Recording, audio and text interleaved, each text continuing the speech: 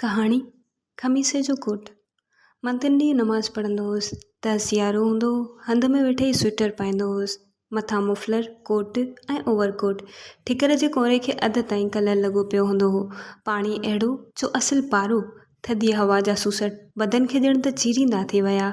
कुबड़ो थी ॾकंदो थिड़कंदो मस्जिद ॾे वेंदो हुउसि। हेतिरनि तकलीफ़ुनि खां पोइ ख़ुदा खे अलबत पंहिंजो करे सम्झंदो हुउसि। भाईंदो हुउसि त बेनमाज़ी कहिड़ा न बेकार आहिनि।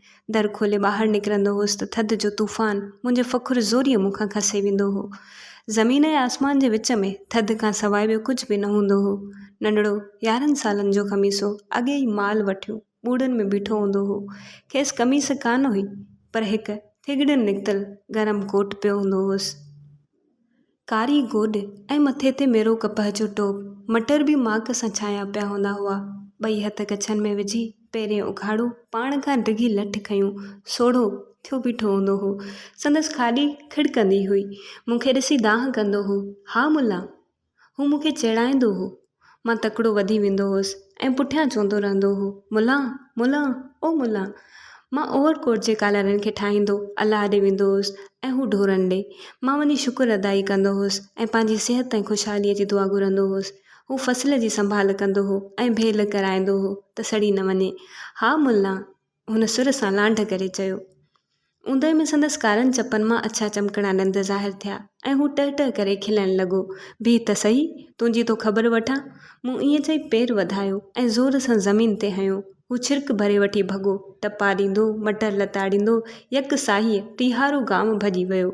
मुड़ी मूॾे निहारियईं, वठी टहिक ॾिनई, आ त ख़बर पवे, पोइ त मुला मुला करे वधीक चिड़ायईं। हिकु ॾींहुं नेठि मूंखे थफ़ हणी कढी। पहिरियां त वाइड़ो थी वियो, सम्झ ई न पई अचेसि त छो ईअं थियो। संदसि खाॾी थोरो जुंबिश में आई, चप ॿाहिरि निकिता ऐं हू ॾाढो रुनो पई सुॾका भरियईं। मूं खेसि अॻे बि विढ़ंदे ॾिठो हो। खेसि को मारींदो हो त ही बि गारियूं ॾींदो हो, बुझारींदो हो ऐं परे भॼी पथर हणंदो हो।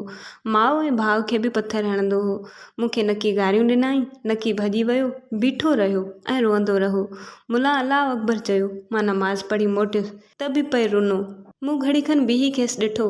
हुन ठूंठ आॾो ॾेई पंहिंजो मुंहुं लिकाए छॾियो। मुंहिंजे दिलि में थियो त जेकर मूंसां बि विढ़े, भॼे ऐं पथर हणे।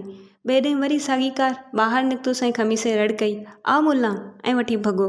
ख़बर न आहे हुनखे मुला खां अहिड़ी नफ़रत छो हुई। पहर सिज धारे मां खमीसे जे घर वटां लंघियुसि। छिनल खट ते उस में पुराणी रिलीअ हेठां वेड़ियो सिड़ियो पियो हो। माणसि छेणा कढंदे चयो, माल वठी मोटियो आहे त ॿीणो थी किरियो आहे। टुकुर बि न खाधाई, महीने खां ॿीहर थो अचेसि। मुला नूरल खां ॿधायो वियो होमांसि। मूं बि रिली मथे खणी ॾिठो। उन्हीअ फाटल कोट में पहिरें उघाड़ो खमीसो पियो हो। संदसि कारो रंग अञा बि काराइजी वियो हो। अखियूं ॻाढ़ियूं ऐं मग़ज़ बाहि। संदसि खुलियल वात मां गॾिजी थी वहे।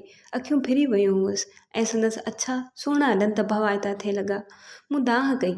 माणसि भॼंदी आई। पिणस खे घुरायो वियो। इस्पताल 6 मील परे हुई। डॉक्टर ख़र्ची बि वठंदो हो। छोकर घड़ियुनि जो महिमान हो। मूं पंहिंजो कोट लाहे मथांसि विधो। केॾी न हमदर्दी। खमीसे खे मुला वेझारियो। मेरो कोट लाहे नओं कपिड़ो वेढ़ियो। मूं अतर बि आंदो। संदसि नंढड़ा ॾंद अञा बि थधि जी शिकायत करे रहिया हुआ। खेसि सिधो सऊं खट ते सुम्हारियो वियो। सभिनी कतार ॿधी ऐं मुला अलाह अकबर चयो। मूं वारो कोट मुला खयो। ॿिए ॾींहुं खमीसे जो नंढो भाउ महर ॾांद वठियो बीठो हो। खेसि उहो ई खमीसे वारो कोट पयल हो।